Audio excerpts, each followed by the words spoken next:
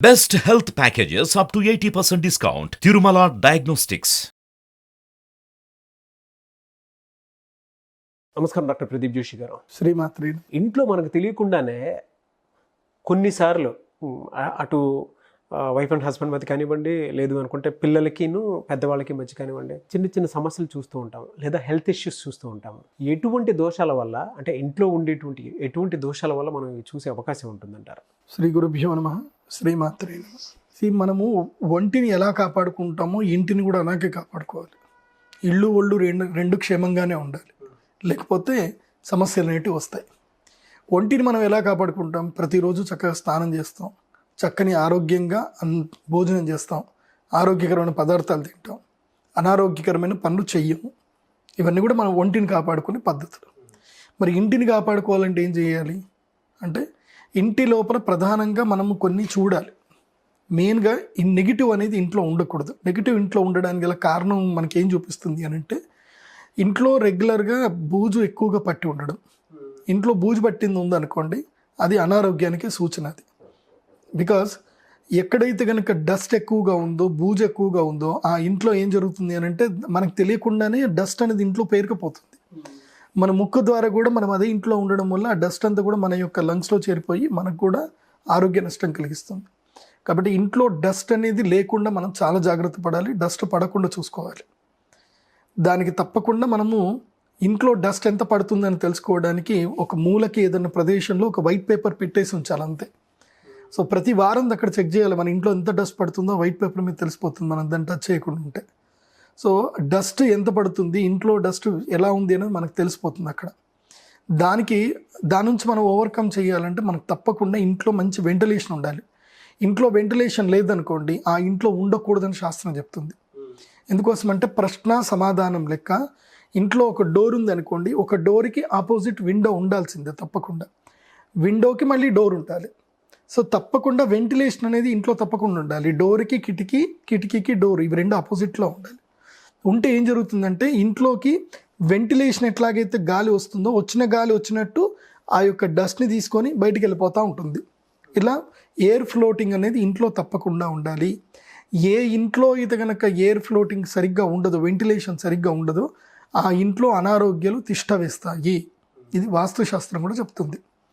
అదేవిధంగా ఇంట్లో ప్రతి చోట కూడా సన్లైట్ పడేటట్టు చేయాలి. ఇంట్లోకి మొత్తం కూడా సూర్యుడి వెలుగు మంచిగా ధారాళంగా పడాలి. మునుపటి కాలంలో మనకు కొంచెం భయాలు ఎక్కువ ఉంటుండే కాబట్టి చిన్న చిన్న కిటికీలు కట్టుకున్నాం. అట్లా ఉండకూడదు. చిన్న చిన్న కిటికీలు కాదు, మంచి పెద్ద విండోస్ ఉండాలి. మంచి గ్రిల్స్ పెట్టించుకోండి వాటికి.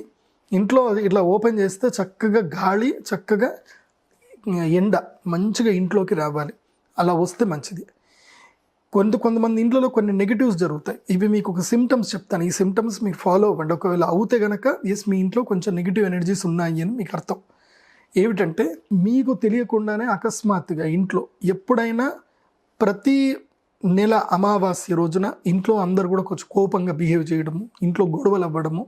ముఖ్యంగా అమావాస్య, పౌర్ణమి రోజుల్లో గొడవలు ఎక్కువగా జరుగుతున్నాయి. ఇంట్లో రక్తం బొట్టు, ఎక్కడ ఏదైనా సరే ఎవరికొకరికి ఏదో చిన్న దెబ్బ దాకు ఏదో తగిలో రక్తం పడతా ఉంటుంది రెగ్యులర్గా. ఇంట్లో రక్తం ఎప్పుడైతే ఆ ఇంట్లో రెగ్యులర్గా పడతా ఉంటుందో, ఆ ఇంట్లో తప్పకుండా నెగిటివ్ ఉంది అని అర్థం. ఆ నెగిటివ్ని తీసేయాలి అని అంటే మాత్రం ఇంట్లో తప్పకుండా రెగ్యులర్గా సాంబ్రాణి పొడి చేసుకోవడం, ఇంట్లో తప్పకుండా ఢమరుకం శబ్దం వినిపించడం, ఢమరుకం పెట్టుకోవాలి ఇంట్లో, ఢమరుకం శబ్దము. తర్వాత శంఖ శబ్దాన్ని వినిపించడము, లేకపోతే దీపారాధన రెగ్యులర్గా చేయడం ఇంట్లో. ఇవి చాలా ఇంపార్టెంట్. ఇవన్నీ కూడా ఇవి చేసుకుంటేనే మంచిది. తర్వాత ఇంటికి ఏం చేయాలంటే, ప్రతి అమావాస్య ఏం చేయాలంటే, ఇంట్లో నుంచి అందరూ కూడా బయటకు వచ్చి, అమావాస్య సాయంత్రం 6 గంటల తర్వాత ఏం చేయాలంటే, ఇంట్లో నుంచి అందరూ బయటకు వచ్చేసి ఏం చేయాలంటే, ఇంటికి కొబ్బరికాయ మీద ఒక కర్పూరం వెలిగించి, అది ఇంటికి కానీ షాప్కి కానీ, ఇప్పుడు కొన్ని షాప్స్కి కూడా కొన్ని అసలు బిజినెసే ఉండదు. సో అమావాస్య రోజు ఏం చేయాలి అని అంటే కనుక, కొబ్బరికాయ మీద కర్పూరం వెలిగించి చక్కగా రైట్ సైడ్ ఇలా హారతి తిప్పి, మళ్ళీ లెఫ్ట్ సైడ్ కూడా హారతి తిప్పి, ఇలా లెఫ్ట్ సైడ్ తిప్పుతూ కొబ్బరికాయని పగలగొట్టేసేయాలి కర్పూరం కింద వేసేసి. ఆ తర్వాత ఏం చేయాలి, నిమ్మకాయ ఉంటుంది కదా, నిమ్మకాయని కూడా ముందు కోసి కరెక్ట్గా మధ్యలో గడప దగ్గర కోసి, అటుపక్కన ఇటుపక్కన పెట్టి దాంట్లో పసుపు కుంకుమ వేసి, అక్కడ కూడా ఇంత కర్పూరం వెలిగించాలి నిమ్మకాయల మీద.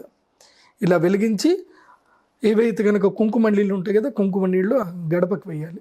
ఇంకా ఇంట్లో కొంచెం చిత్ర విచిత్రమైన సంఘటనలు జరుగుతున్నాయి, ఇంట్లో ఎవరికైనా ఒకళ్ళకి అనారోగ్యంగా ఉంటుంది, దెబ్బలు తాకుతున్నాయి అని అంటే అమావాస్య రోజు ఏం చేయాలి అని అంటే ఈ యొక్క కుంకుమ నీళ్ళు ఉంటాయి కదా, కుంకుమ నీళ్ళన్నీ కూడా తీసుకొని ఒక పాత్రలో వేసి కుంకుమ వేసి అందులోపల అమ్మవారి యొక్క మంత్రం చెప్తూ శ్రీమాత్రే నమః శ్రీమాత్రే నమః అని మంత్రం చెప్తూ నీళ్లు పోయాలి. కుంకుమ మీద నీళ్లు పోసి కుంకుమ మొత్తం కూడా ఇది పారాణి లెక్క తయారవుతుంది, అంటే ఎర్రగా తయారవుతుంది నీళ్ళు. ఆ ఎర్రటి నీళ్ళని ఏం చేయాలి అని అంటే ఇంటి చుట్టూ కూడా ఏం చేయాలంటే ఇలా ధారగా పోసుకుంటూ రావాలి ఇంటి చుట్టూ. మీరు ఏ మంత్రాలు అక్కర్లేదు, శ్రీమాత్రే నమః అమ్మవారి యొక్క మంత్రం, దానికి మించిన గొప్ప మంత్రం ప్రపంచంలో ఏది లేదు. శ్రీమాత్రే నమః అనే మంత్రంతో చక్కగా ఇంటి చుట్టూ ఈ యొక్క కుంకుమ నీళ్లు పోయాలి. కుంకుమ నీళ్లు ఇంటి చుట్టూ పోసుకోవడం వల్ల ఏం జరుగుతుందంటే ఇంట్లోకి ఏ నెగిటివ్స్ రావు, ఉన్నా సరే ఇంకా బయటికి వెళ్ళిపోతాయి. ఇంకా ఇది ఇందాక చెప్పిన అమావాస్య అంతా చేసిన తర్వాత చేయాలి. తర్వాత గుమ్మడికాయ కొట్టడం కూడా ఒక విధంగా మంచిదే. ఎందుకోసమంటే 100 బలులు ఏవైతే ఇస్తామో, పశు బలులు ఏవైనా జంతు బలులు 100 బలులు ఇస్తే ఎంత ఇదో ఒక్క గుమ్మడికాయని బలిస్తే అంతగా గొప్ప. కాబట్టి గుమ్మడికాయ బలి ఇవ్వాలి. ఇలా ఇచ్చి చక్కగా ఇంటిని ఎప్పుడు కూడా ఏదైతే కనుక రాళ్ల ఉప్పు ఉంటుంది కదా, రాళ్ల ఉప్పు వేసి ఇంటిని క్లీన్ చేసుకోవాలి. వారానికి ఒక్కసారి అయినా సరే తప్పకుండా ఇంటిని క్లీన్ చేసేటప్పుడు రాళ్ళు ఉప్పు వేసుకొని ఇంట్లో గచ్చి మొత్తం క్లీన్ చేసుకోవాలి. ఇంటి యొక్క సభ్యులు ఎప్పుడైనా ఒకటి గుర్తుపెట్టుకోండి, నేను చాలా ఇళ్లలోకి వెళ్తాను, చూస్తూ ఉంటాను, పిల్లలు కానీ మగపిల్లలు మెయిన్గా ఏంటంటే ఇంట్లో అమ్మని అదొక శాలరీ తీసుకొని పని మనిషి లెక్క చూస్తారు మీ అమ్మని. అట్లా ఎప్పుడు మీరు చూడకండి. మీ అమ్మగారికి మీరు హెల్ప్ చేయండి. వంట ఇల్లు వరకు ఆమె బాధ్యత తీసుకుంటుంది, మీ కోపం మీ కడుపు నిండా అన్నం పెట్టడానికి మాత్రం ఆ బాధ్యత తీసుకుంటుంది. కానీ మీరేం చేయాలి అంటే ప్రతి ఆదివారం హాలిడే దొరికింది అని అంటే చీపురు పట్టుకోవాలి, ఇల్లు మొత్తం క్లీన్ చేసుకోవాలి. మీరందరూ కలిసి పని చేసుకోవాలి, ఇల్లు మీది కదా, అందరూ కలిసి పని చేసుకోవాలి. ఇలా కలిసి పని చేసుకోవడం వలన కూడా ఆనందం ఉంటుంది. ఇంట్లో బూజు ఉండకూడదు. ఏ ఇంట్లో అయినా బూజు ఉంటే ఆ ఇంటికి దరిద్రం పట్టినట్టే లెక్క. ఇంట్లో బూజు ఉండకూడదు. ఇంట్లో బూజు అందుకోసం ఎందుకు చూపిస్తా అంటే మనకి నేచర్ కరెక్ట్గా చూపిస్తుంది. 3 సిమ్టమ్స్ చూపిస్తుంది నేచర్, పెస్ట్ తోటి చూపిస్తుంది. ఒకటి, ఇంట్లో బొద్దింకలు ఎక్కువగా తిరిగాయి అనుకోండి, ఆ ఇంట్లో వాళ్ళు ఆరోగ్యంగా లేరు అని అర్థం. బొద్దింకలు ఎక్కువ తిరిగితే, బొద్దింకలు ఉన్నాయంటే అది ఎట్టి పరిస్థితుల్లో రాత్రిపూటనే, బొద్దింకలు ఎప్పుడు సౌండ్ లేనప్పుడే రాత్రిపూట బయటకు వచ్చి ఆహార పదార్థాల మీద అవి తీసుకొని తింటాయి, అది అనారోగ్యం. కాబట్టి ఇంట్లో బొద్దింకలు ఉండకూడదు. మీ ఇంట్లో బొద్దింకలు ఉంటే మీకు అరిష్టమే, ఇది ఒక నెగిటివ్ కిందకే అర్థం. అండ్ ఇంటికి చెదలు పట్టకూడదు. ఇంటికి చెదలు పట్టింది అనుకోండి, ఆ ఇంటిని వదిలేయాలంటారు. ఇంటికి చెదలు పట్టకూడదు. కాబట్టి ఇంటికి చెదలు పడుతుందంటే ఏదైనా ఉంది అని అంటే మీ ఇంట్లో ఏదో అరిష్టం ఉంది అని అర్థం. మూడోది ఏంటంటే ఇంట్లో సాలిడ్ పురుగులు తిరగకూడదు. ఇంట్లో సాలిడ్ పురుగులు ఉన్నాయి అని అంటే ఆ ఇంటికి ఆయుష్ అయిపోయిందని అర్థం. కాబట్టి ఆయుష్ అయిపోయింది అని అంటే ఇక మీరు ఇంట్లో సరిగ్గా ఉండరు అని అర్థం. ఇంటికి ఆయుష్ అయిపోయింది అని అంటే ఇంట్లో ఉండే వాళ్ళకి కూడా ఆయుష్ అయిపోతుందని అర్థం. కాబట్టి ఈ 3 ఇంట్లో లేకుండా చూసుకోవాలి. అది కాకుండా ఇంట్లో ఎప్పుడైనా గుర్తుపెట్టుకోండి, మీరు ఈ యొక్క సిస్టమ్ మీ ఇంట్లో పెట్టుకోండి. మీరు భోజనం చేయగానే మీరు తిన్నటువంటి పళ్ళని తీసుకొని మీరు చేతి కడుక్కొని మీరే కడిగేసి మీ అమ్మకి అనుకూలంగా ఎక్కడ పెట్టాలో అక్కడ పెట్టేసేయండి మీ ఇంట్లో.